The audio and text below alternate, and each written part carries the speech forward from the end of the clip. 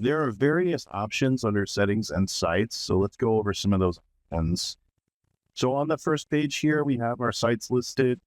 We have edit site. That's going to bring you to the site configuration settings for your pumps and your terminal and things. We have resend cards. That's going to push your cards down to your fuel site controller.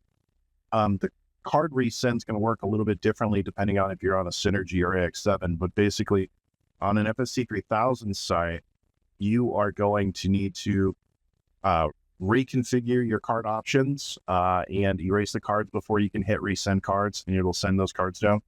If you don't know how to do that, feel free to reach out to support, but resending will basically push all the cards from DXFleet back down to the fuel site controller. And that's what the card resend does. On an AX7 or a Synergy site, when you hit resend cards, it's just going to push those cards down and basically just send everything at once. You don't have to redefine the options. Start and stop option here will allow you to pause the sync of the site temporarily. So if you needed to stop it, or if you needed to restart it after stopping it, that will give you just an option to do that. Down here, restart Edge. This is going to push a job to reboot the device. So if the device is online and communicating, you can use this option to restart. Sometimes if you're making configuration changes on the Synergy or AX7 controller, you may want to restart the Edge here to push those restart options to finalize some of those setting changes. Or if in case you wanted to reboot your Edge because for whatever reason support is having a problem and needs to get into it and they can't, you could try to restart it remotely here from this option. Sync device, we can ignore that. You're not going to be using that. It's more of a support level feature. And so that's the options that we have here on the site page. We can go ahead and go into the edit site to go over the various options that can be configured for the site.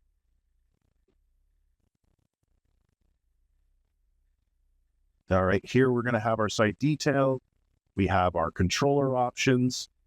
So these things are being read when we do a read site settings. We have the FSC serial number firmware that's currently on this controller. We have our graphics display type. This on an FSC 3000 is the COM port that the fuel site controller is connected to on the Edge. We have the baud rate of the fuel site controller. We have the words and the Petronet baud rate for the devices that's on site. Down here, we have an option for a USB key. This is a USB journal. It will back up your site transactions to a USB flash drive if you have one configured on the site. And then if you want to have your site ID, this is only a 3-digit number. So if you have 002, for example, as my site, you can configure that. As long as that USB key is enabled and you want physically installed, your transaction will be backed up to that USB key. Same thing for our journal printer. If you have a journal printer configured, it will be printing your transactions to a journal printer as a backup method. That is an option for some sites also.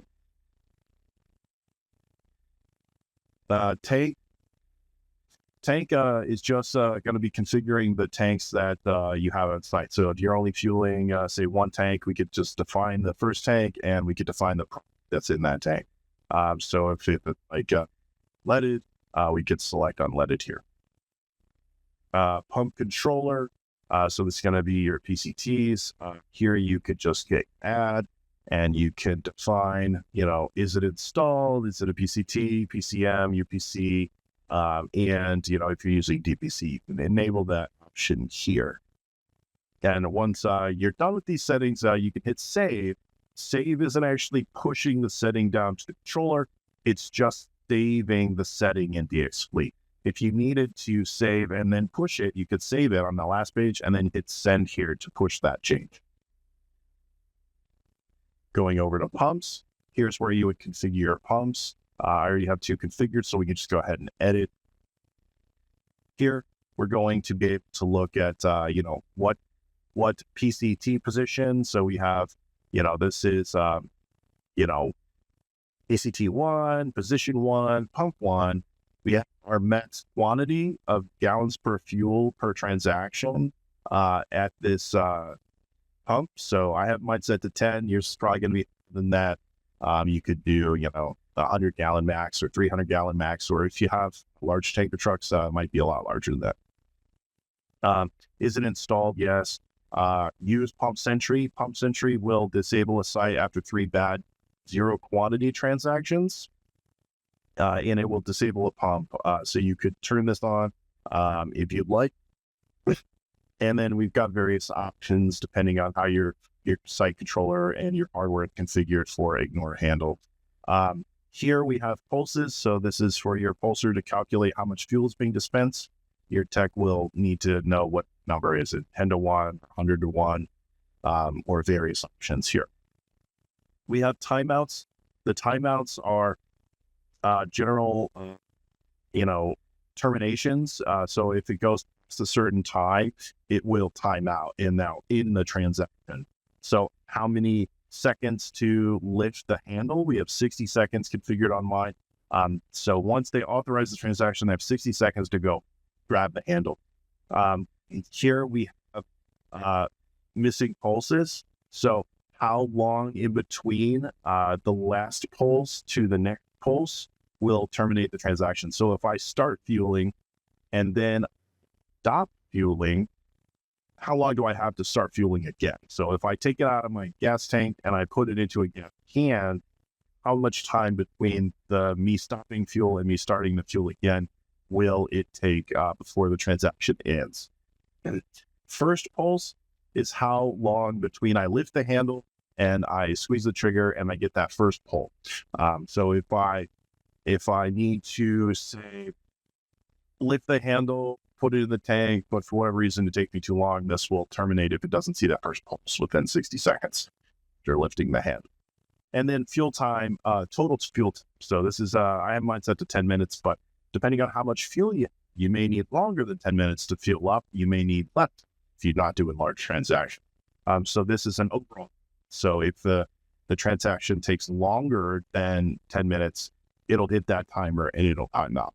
All of these will trigger various termination codes if they time out before the transaction ends normal.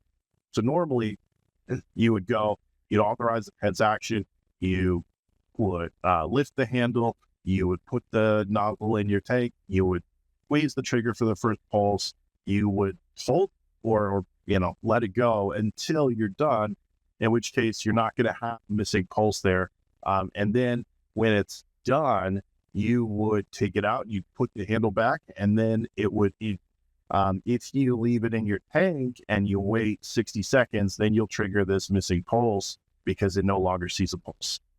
If you take it out and put it back onto the dispenser before 60 seconds, then your transaction will terminate normally. If it does not, then these will trigger various termination codes on transaction. Product type. So this is just the type of fuel type that's being dispensed. This is just unleaded. And then what tank is it pulling from? The totalizer is just in how many gallons has been dispensed at this dispenser for this product and this position. If you read settings, it will calculate what the totalizer is from your controller. And RFN is generally if you're using a card reader for the various options that we have for RFN. Going down here to terminals. So we have our fuel island terminal. You can click add to add one. So you give it a terminal ID, terminal type. If we have like a PB200 or a PB300, we have some timeouts here again we can configure. And then you have options for install keyboard access. So if you're using a keyboard entry on your fuel site controller and you need to be able to type a number on the keypad to authorize, then you'll need to turn on keyboard entry and set a length of how many characters you'd like to be able to enter. So if I'm using 4 digits, I would type in 4, I would enable a keyboard entry, and that would let me type in 4 digits. If I'm using a physical media, like a magstrip card that's like 16 digits, you probably don't want somebody to be able to enter 16 digits here.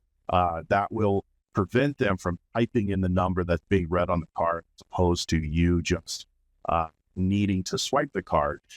So you want to limit this if you don't want somebody to be able to enter your long format numbers manually. So here we'll set that for do you want to issue receipts and how many days to issue receipts, and do we want to limit the pumps for this particular term? So do we want it to not be able to select any? So then you can here. Let's go messages. These are the various display messages that we have for the terminal. Those can be configured to different messages. So if instead of prompting for insert card, you'd like to prompt for something else, this could be edited with the little pencil icon here. And so this is something your tech would configure at the site. We have various display prompts. Same thing here. So you can look at the default prompts and you can change these if you need to. A receipt. So this is just a receipt header and the receipt trailer. And you could change what the receipts are being reflected on your various transaction receipts. And then network. These are just for the fleet network. So if you needed to any sort of additional networks, you can go ahead and add those here. These are the added ones, and then these are how you would add. So you would select your various networks that you need. So if we were going to add, let's say